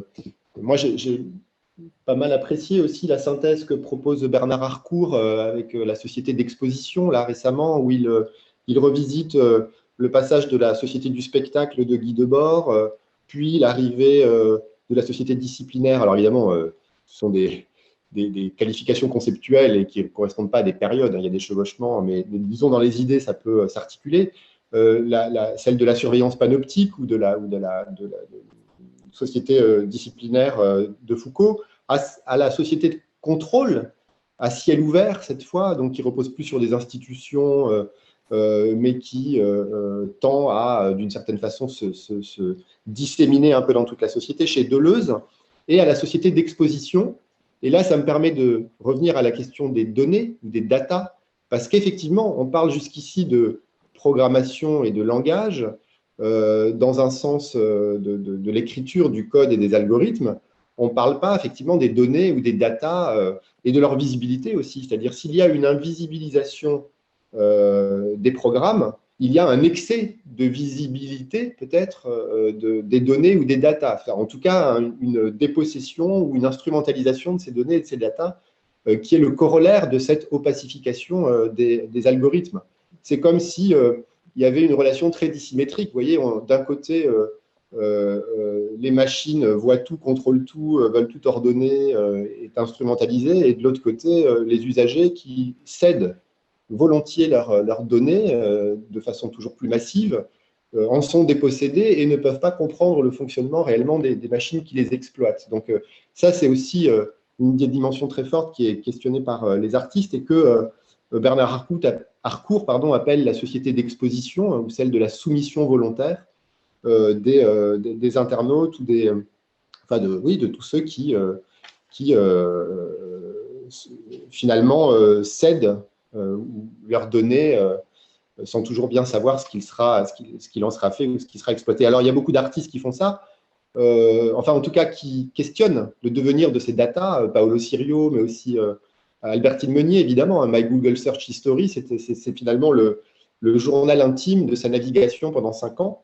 On peut d'ailleurs envoyer nous-mêmes ou si on a un compte Google, c'est très facile d'avoir accès à ces archives de 5 années de navigation qui en disent certainement plus, certainement plus, je ne sais pas, c'est une des hypothèses de Bernard Harcourt, que les machines en connaissent plus sur nous-mêmes que finalement notre entourage ou les personnes qu'on côtoie au quotidien, parce que précisément, il y a une part de notre intimité aussi et de nos passions, de nos goûts, mais aussi de nos perversions, d'une certaine façon, qui passent, je ne vais pas employer des catégories un peu comme ça, un peu étranges, mais disons, voilà, c'est étonnant de se dire que ces 5 années de navigation peuvent renseigner, alors même que ce sont des données uniquement quantitatives, de destination et d'adresse, de link, d'adresse Internet, peuvent renseigner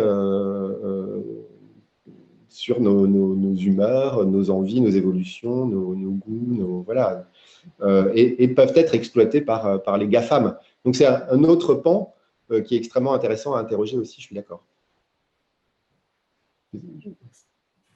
Oui, et donc là, c'est les travaux d'artistes qui nous aident à, Samuel Bianchini en parle très bien, Jean-Paul Fourmentreau aussi, à prendre conscience de ce que ce traitement effrayant, quoi, à des buts de surveillance commerciale, etc., qui est là, qui est présent. Et puis, alors, il y a ce Harcourt, et puis il y a aussi, j'ai trouvé remarquable, moi, l'ouvrage d'Antonio Casilli, En attendant les robots, enquête sur le travail du clic, qui en plus rassemble beaucoup de travaux aussi aux États-Unis, etc., sur le digital labor. Et d'ailleurs, dans Antidata, Jean-Paul Fourmentreau en parle, et il fait référence au documentaire Les nettoyeurs du web de 2 Allemands. Donc c'est ça aussi, cette invisibilité, c'est aussi celle de comment on nous fait travailler.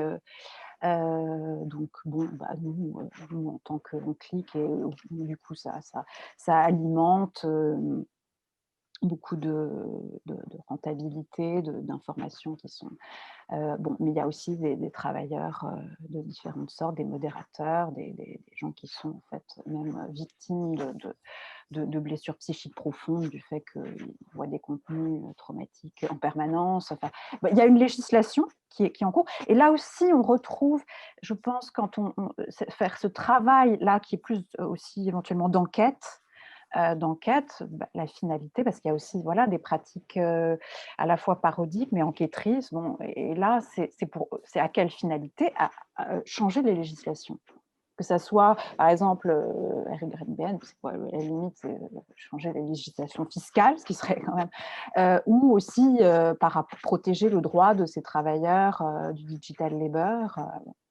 Mais juste aussi, je voudrais revenir sur cette question de la parodie, et là, peut-être juste ouvrir un peu, vous faire part de moi, récemment, mon étonnement du peu de, par rapport aux étudiants, par exemple, quand on est en cours virtuel, ils s'autorisent peu de liberté quand même, justement, pour faire des réappropriations parodiques. Il y a un respect, hein, et là aussi, c'est pourquoi ne pas jouer davantage, pourquoi ne pas détourner davantage. Qu'est-ce qui fait que là, il y a une… Bon, je voyais Julien Franck qui parle de biopouvoir, de conditionnement. Il y a des choses qu'on peut faire, donc les artistes le font, mais pourquoi d'autres usagers ne s'en emparent pas plus? Voilà, je vous faisais part de mon étonnement de ne pas oser plus. Merci. On a eu beaucoup de remarques et d'interventions dans le chat, ce qui est une très bonne chose. Du coup, on va peut-être ouvrir aux questions du public, à moins qu'un de vous trois veuille rajouter quelque chose ou ouvrir sur autre chose. Non. Alors, y a-t-il des questions du public? Je pense que vous pouvez prendre la parole cette fois-ci avec vos micros s'il y a des questions. Peut-être donner la parole en premier à Boris, qui devait peut-être nous quitter rapidement, s'il est toujours là, si vous êtes toujours là. Bonjour à tous.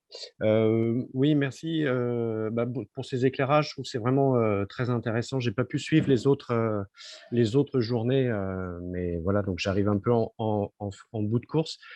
Mais en fait, Jean-Paul Fourmentreau a effectivement assez bien éclairé des choses. C'est vrai que moi, je trouve ça vraiment très intéressant, cette question de couche et de commencer à entrer dans ce qu'on appelle la boîte noire. Mais c'est vrai que pour moi, la boîte noire, c'est vraiment ce qui est assez inaccessible, et ça a été pour moi pas mal utilisé sur tout ce qui était deep learning, ce qui était effectivement dit dans le chat, moins dans le machine learning, mais vraiment dans cette histoire de réseau neuronal dont on ne connaît pas le fonctionnement. Et j'ai l'impression que beaucoup d'artistes, en fait, et dans la pratique, pour pouvoir, faisant moi-même un peu de langage sans être du tout programmateur, effectivement, on rentre dans une espèce de première couche qui permet de faire émerger un certain nombre de choses. Et du coup, Jean-Paul Fourmentreau a montré de façon très éclairante, je trouve, cette façon de faire des artistes. Mais malgré tout, j'ai toujours cette impression d'une inaccessibilité des choses, et voilà, et qui me pose toujours un certain nombre de questions par rapport à cette façon dont on a usage de la machine. Voilà, même si voilà, ce que vous avez dit sur Kittler est très, à mon avis, éclairant aussi dans la façon dont on a cet usage-là. Voilà, mais du coup, voilà, je suis très content, enfin voilà, je suis très satisfait et très éclairé de ce qui a été dit aujourd'hui par les trois intervenants sur ces questions-là. Voilà. Merci. Est-ce qu'on a d'autres questions? Julien, peut-être que tu voulais… tu as été très prolixe sur le… Ouais, bonjour. Déjà, bonjour. Je ne suis pas habitué à ce genre de réunion, de réflexion sur l'art, tout ça. Donc, je suis content d'avoir fait ça ce matin. Bravo, c'était super intéressant. J'ai appris plein de choses. J'ai entendu des mots-clés que j'ai entendus, voilà, que j'entends régulièrement en discutant avec Ilona. Donc, merci, c'était super cool. Ouais, donc du coup, moi, je travaille beaucoup dans l'IA, dans l'intelligence artificielle en général, pour la cybersécurité. Donc, il y a pas mal de… et puis sur d'autres projets personnels en plus, dont je tairai le nom. Mais oui, donc il y a 2-3 choses que j'affronte tous les jours, et j'ai retrouvé certaines propriétés dans les discussions. Donc ça, c'était très intéressant. Alors juste 2-3 points que j'ai notés, parce que ça m'a fait justement réfléchir à mon quotidien. Quand j'entendais tout à l'heure la poétique du code, je veux pas diminuer l'ambiance ce matin, mais enfin, si je vous retrouve certains codes que certains justement codent, je peux vous garantir que c'est loin d'être poétique, hein.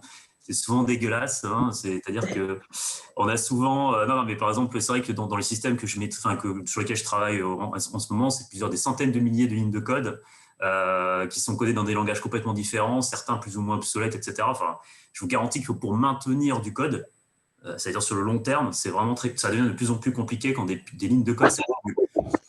Donc voilà, donc ça c'était pour la petite histoire, parce que c'est vrai que si on veut aller dans de la poétique, vaut mieux faire de la stéganographie plutôt, c'est-à-dire dans un poème, par exemple, ou dans une image, mettre de l'information cachée d'une façon que seulement l'autre peut comprendre aussi. Ça serait peut-être plus pratique que faire de la poétique à travers du code.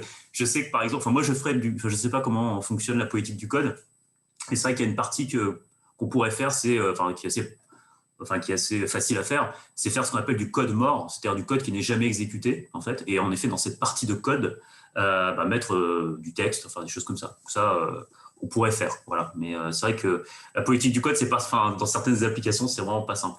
Il y avait aussi à un moment donné une question sur les algorithmes d'IA, c'est compliqué, etc. Alors oui, c'est très compliqué. Alors par contre, il faut savoir que très souvent, l'IA, c'est très lié, il y a un mimétisme avec la nature.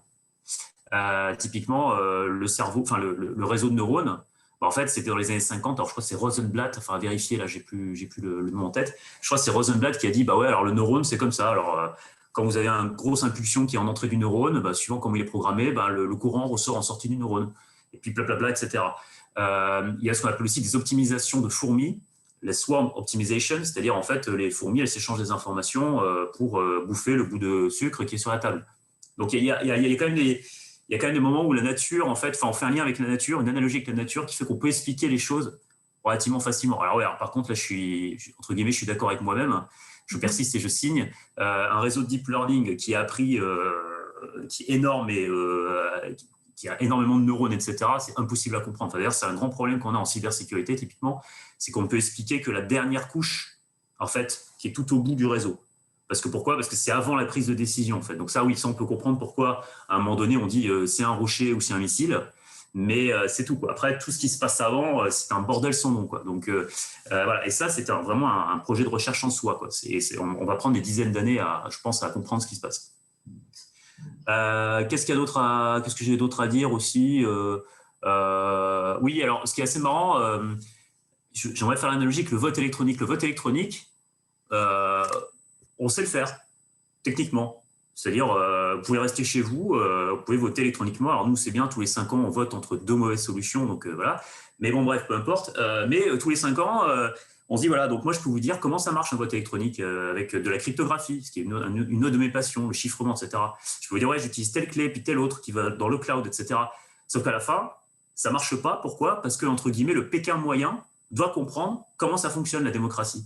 Donc, c'est pour ça qu'on est toujours comme des cons avec des urnes transparentes, avec des mecs qui mettent des bouts de papier. C'est parce qu'en fait, il faut que le Pékin moyen comprenne le principe démocratique. Voilà. Et ce qui est assez étrange, c'est que pour le vote électronique, on est obligé d'avoir ça, alors que tous les 5 ans, on vote pour des cons. Alors que par contre, pour l'IA, etc., qui est un processus qui est beaucoup plus profond, c'est-à-dire on manipule nos données, on est beaucoup plus intrusif dans nos vies. Alors ça, par contre, si les gens ne peuvent pas comprendre, c'est vraiment génial, quoi. Voilà. Donc, et là, pour moi, je pense qu'il y a une sorte de... comment dire, vous voyez ce que je veux dire, et pour moi il y a une dichotomie entre les deux qui est assez saisissante, quoi. Voilà, je trouve ça marrant. Et enfin, 2 choses pour rigoler un peu. Codeur de jeux vidéo, alors j'ai noté dans mon chat à moi, codeur de jeux vidéo, c'est l'opium du peuple. Oui, pourquoi ? Parce que il y a beaucoup de jeunes qui veulent faire du code pour des jeux vidéo, donc pour du divertissement, sauf que voilà, sauf qu'ils sont très exploités, ces gens-là. C'est-à-dire qu'en fait, ils sont payés le SMIC, hein, quasiment. Pourquoi ? Parce qu'il y a 150 mecs qui veulent faire la même chose derrière. Donc, c'est assez marrant. Donc, c'est faire du code pour du divertissement. Voilà, c'est très demandé. Alors que faire des codes pour des choses, entre guillemets, qui servent, si j'ose dire, il y a moins de monde, quoi. Et puis, je vous encourage à attendre 2038. Je sais que 65 ans en période de Covid, c'est compliqué de faire des projets sur 15 ans. Bon, là, je pense qu'on est tous en bonne forme et ça devrait aller. Donc, rendez-vous en 2038. Puisqu'il y a des machines parce qu'il y a ce qu'on appelle le bug de 2038. Alors, le bug de l'an 2000, tout le monde a rigolé, bon, il n'y a quasiment pas eu de problème. Par contre, le bug de 2038, c'est très marrant. C'est qu'en fait, là, c'est un problème des machines, c'est que la notion de temps, pour une machine, c'est un petit peu bizarre, hein. Elle ne peut pas accumuler du temps comme ça très facilement. D'ailleurs, en cybersécurité, on se sert souvent du fait que la machine a besoin d'une référence de temps qu'on peut détourner. Et là, on sait qu'il va y avoir un bug en 2038 où, à un moment donné, le compteur qui sert à accumuler le temps dans les machines, notamment Linux, va dépasser. C'est-à-dire qu'on va revenir à l'an 1970. Donc, ça serait très bien que certains Je pense que certains seraient très contents de venir en 1970, mais enfin pas moi parce que j'étais même pas en projet à l'époque. Mais voilà, donc en tout cas, Bug de 2038. Donc je nous encourage. Là, ça sera une œuvre qu'on pourrait quasiment appeler de Tingelienne, puisque le PC va nous éclater la tronche. On ne sait pas ce qui va se passer. Donc rendez-vous. Je vous encourage à être devant un PC en 2038. On fait un feu de camp dehors. On invite des gens pour savoir ce qui se passe sur un PC. Je sais plus si c'est le 1er janvier 2038, mais voilà, je nous encourage. Voilà. C'était juste 2-3 conneries. Merci encore, c'était super intéressant. Merci Julien, je suis contente de tes remarques et je trouvais ça intéressant d'avoir le point de vue du coup d'un informaticien, si je peux le dire très trivialement comme ça, et je crois que ça a ouvert plein de pistes. Voilà, je ne sais pas s'il y a d'autres remarques ou d'autres questions. Delphine, peut-être que vous avez des questions, vous, de votre côté? Non, on n'en a pas reçu davantage. Peut-être que là, dans le public, certaines personnes qui n'auraient pas écrit dans le chat auraient envie d'intervenir, ou même Charles, Jean-Paul ou Judith par rapport à ce qui vient d'être dit.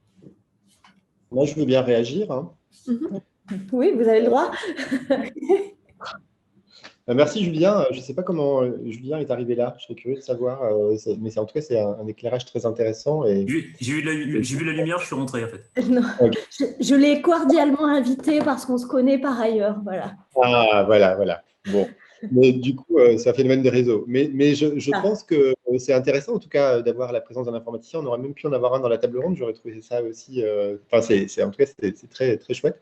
J'avais envie de revenir sur l'idée du machine learning, mais juste pour le coup en mode goodies, puisque c'est bientôt la fin, en faisant un partage d'écran. Et juste en peut-être pointant 2-3 trucs auxquels j'ai pensé en vous écoutant. Par exemple, le travail de Pierre Huyghe, qui s'appelle aussi Umwelt, à la Serpentine Gallery en 2019, et qui a travaillé précisément sur le machine learning en donnant à voir à une... comment dire ?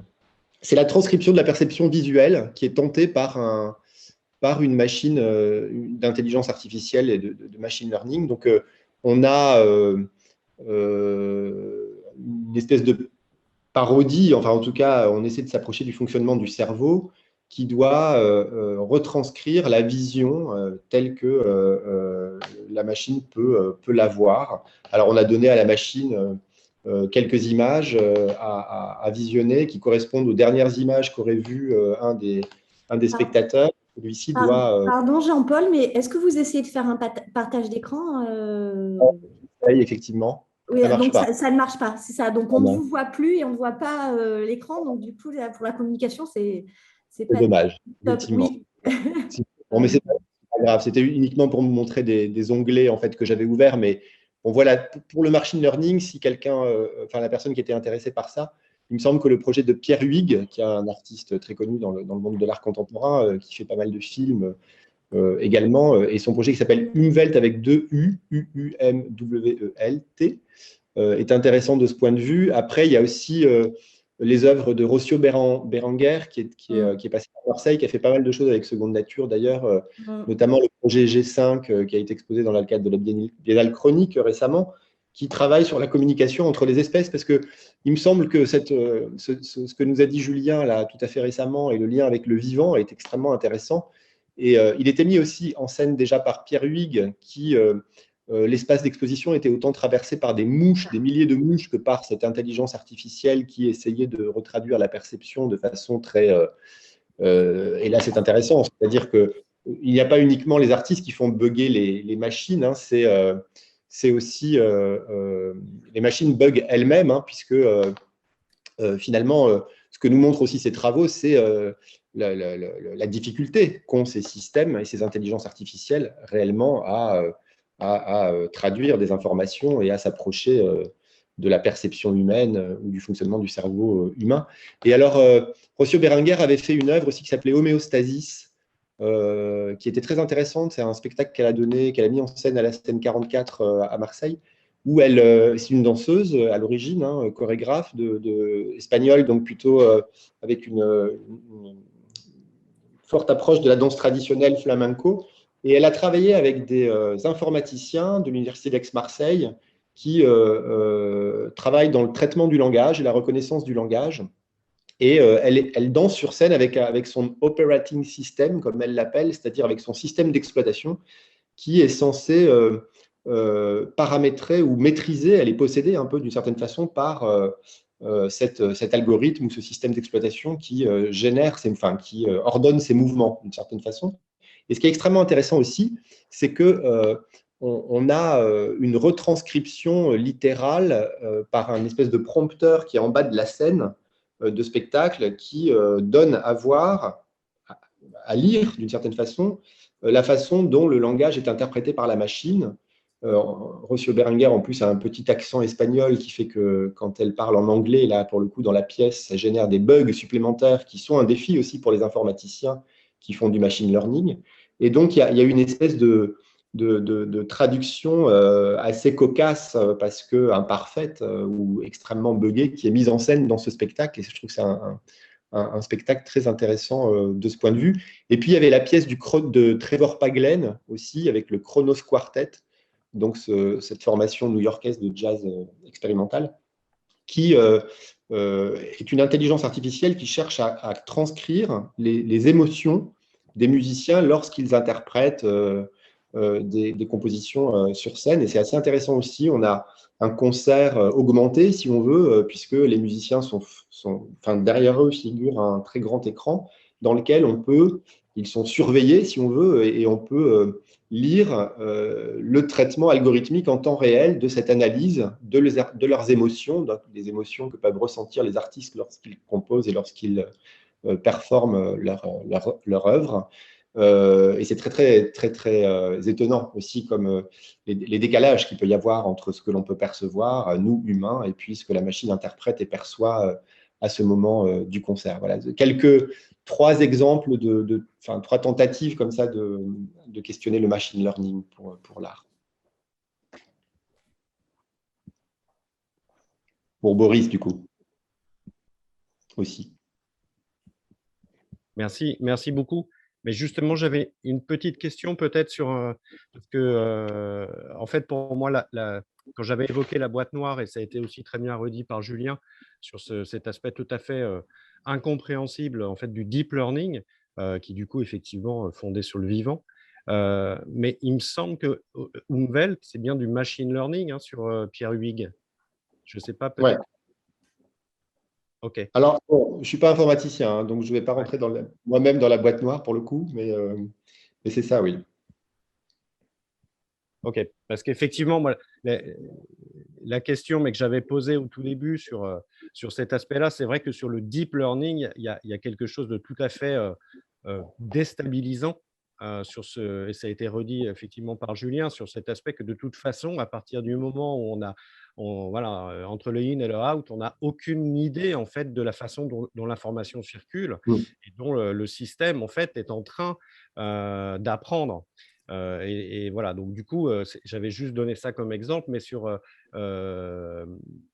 les net artistes, sur la façon en fait dont on rentre souvent sur une première couche d'information et qui permet, comme vous l'avez très bien dit, moi je pense quand même aussi de la poésie, même si le code n'est pas forcément poétique, mais voilà, sur la capacité effectivement de faire rentrer un certain nombre de choses, du bug, etc. Mais sur le fait que beaucoup de couches, même si les net artistes travaillent aussi sur le TCP/IP, travaillent aussi sur les protocoles, travaillent aussi sur le mail et plein de choses, etc. Mais qu'en fait, ça reste quand même presque, j'ai l'impression moi que c'est de l'écume malgré tout de la machine, et peut-être qu'on reste encore dans l'interface. C'est peut-être ça pour moi le doute ou le questionnement que j'ai peut-être par rapport à la pratique de net artiste. Même si je trouve que la formulation de Kittler est très éclairante, mais malgré tout, est-ce qu'on ne reste pas sur cette question d'interface? Bon, je ne vais pas monopoliser la parole, mais il est vrai que net artiste, on est à une préhistoire du web aussi, ou d'Internet. Le Jody, ça date de 93, 94, donc c'est au moment où finalement Internet se démocratise et où l'interface est très très présente. Du coup, leur premier questionnement porte là-dessus. Après, ça dépend jusqu'où on étend le net art aujourd'hui. Vous voyez, si on considère qu'il est mort en 2000 ou si on considère qu'il y a des résurgences de cette pratique du net art dans des pratiques plus contemporaines et qui là vont plus profond dans l'analyse des programmes et des machines. Mais ça, c'est un débat parce que comment dire, les acteurs eux-mêmes du net art sont partagés sur cette question-là. Certains ont considéré que le net art était cette phase expérimentale, on va dire,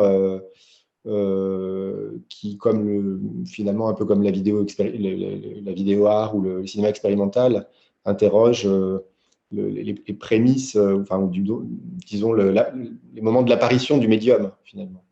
Et aujourd'hui, on serait dans autre chose, le post-internet ou l'art algorithmique, où il y a d'autres courants, mais qui vont plus dans le sens de ce qui vous intéresse, sans doute. Merci. Moi, j'avais peut-être une petite question très, très large et on va peut-être conclure là-dessus aussi, parce que je viens de voir l'heure. On a beaucoup parlé de Umwelt, on a pas mal parlé de manière d'être, du fait qu'il y aurait peut-être une manière d'être du programme ou de la machine, etc. Et moi, je m'interrogeais, puisqu'on a la chance d'avoir un philosophe et une esthéticienne là-dessus, est-ce qu'il y a véritablement une manière d'être des objets ou pas? Enfin, est-ce qu'on peut le dire de cette manière-là? Ça me questionne beaucoup, cette personnification induite et en même temps écartée à la fois de ça. Je ne sais pas, Charles, si ça t'a pas questionné. Oui, mais, moi, je n'ai pas de réponse, hein, par contre. Mais, non, mais par contre, oui, moi, j'avais un peu la même question. C'est en écoutant Jean-Paul, et je me disais, ouais, finalement, est-ce que… Enfin, c'est pour prolonger ce que tu viens de dire. J'imaginais ce qu'on pourrait… ce que Simondon, tu vois, par exemple, pourrait dire aujourd'hui, voilà, sur le numérique, sur tout ce qu'on a entendu, pour revenir vraiment, pour prolonger ta question, sur le mode d'existence des objets techniques, et surtout sur l'individualité de la machine, quoi. Parce que finalement, c'est des textes… je ne sais pas ce qu'en pense Jean-Paul, mais parce qu'il y a quand même quelque chose de très, je trouve, de toujours très, très actuel en fait, dans les textes de Simondon, dans cette approche quand même très particulière, très, très singulière en fait, du rapport entre l'homme et la machine, quoi. Et est-ce que, voilà, mais vraiment, c'est une question hyper, hyper naïve. Est-ce que, tu vois, les analyses de Simondon, ça fonctionne aussi, ou ça fonctionnerait voilà, sur ce qu'on a entendu sur le numérique, etc., etc. Bah, oui, je pense que Simondon est une référence encore très, très importante pour analyser ces systèmes techniques. Après, la manière dont… Est-ce qu'il y a un fonctionnement enfin non, un fonctionnement. Est-ce qu'il y a un mode d'être des programmes? C'est peut-être traité de façon un peu… Là encore, je parlais d'artistes du fake tout à l'heure, un peu métaphorique aussi, ou un peu symbolique, mais… Antoine Schmitt, par exemple, il donne à éprouver, via l'interactivité qu'on peut avoir avec certains systèmes techniques, des situations qui ne répondent pas aux attentes, vous voyez, c'est-à-dire qui contrarient l'interactivité ou qui font qu'on va éprouver même physiquement dans la souris parfois, ou dans l'interface tactile ou autre avec laquelle on va être en relation, à partir de laquelle on va être en relation avec les œuvres. Le sentiment de la bifurcation, l'aléatoire, le bug, toutes ces choses qui viennent peut-être donner une consistance. Alors, je ne sais pas, ce n'est pas une consistance ontologique, mais c'est plutôt nous faire percevoir les effets qu'engendrent ces modes d'être ou ces comportements algorithmiques ou des programmes. C'est-à-dire comment on peut, en faisant l'expérience de façon sensible, éprouver peut-être un peu de leur fonctionnement ou de leur mode d'être. Mais ça reste souvent… Alors, il y a cette dimension-là du contact, et puis il y a la dimension aussi dont on parlait à l'instant avec Boris, notamment du deep learning ou du machine learning, où là, de fait, comme Boris le disait lui-même à l'instant, c'est très difficile de savoir exactement ce que la machine fait ou comment elle opère c'est difficile, y compris, si j'ai bien compris, pour les informaticiens eux-mêmes. C'est-à-dire qu'à partir du moment où on voit on maîtrise les data, les big data qu'on donne à consommer aux machines ou à traiter, on voit le résultat, mais les opérations réelles qui ont été opérées sont plus difficiles à... Donc j'ai l'impression que cette histoire de boîte noire, elle tend à... Enfin, plus finalement l'intelligence artificielle évolue ou se développe, et c'est comme si moins on maîtrisait d'une certaine façon son mode opératoire, ce qui est quand même un peu inquiétant aussi d'une certaine manière. Donc la volonté d'attribuer une caractéristique ontologique, le terme c'est un peu trop fort, mais un mode d'existence, on va dire, pour parler comme Souriau aussi, à ces programmes ou à ces applications informatiques, ne peut opérer qu'à travers l'analyse des effets ou de ce qu'on peut ressentir nous-mêmes de ces effets lorsqu'on les pratique, quoi. Je ne sais pas si je réponds. Mais... Oui, je ne sais pas, Charles, mais moi, de mon côté, effectivement, quand j'ai posé ma question, j'avais pensé à Souriau également. Pardon, Charles, vas-y. C'était très bien, je n'ai rien à ajouter. Eh bien, il est quasiment midi. On va s'arrêter là puisqu'on reprend cet après-midi. On espère vous revoir cet après-midi. Je pense que certains d'entre vous pourront revenir aisément, réouvrir d'autres questions peut-être, je pense, cet après-midi. On vous remercie pour la richesse des échanges. Clémence, tu veux peut-être conclure?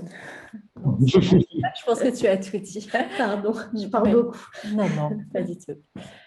Encore merci à tous, aux intervenants pour la richesse des échanges et aux participants aussi pour leurs questions qui ont pu ouvrir de nouveaux champs.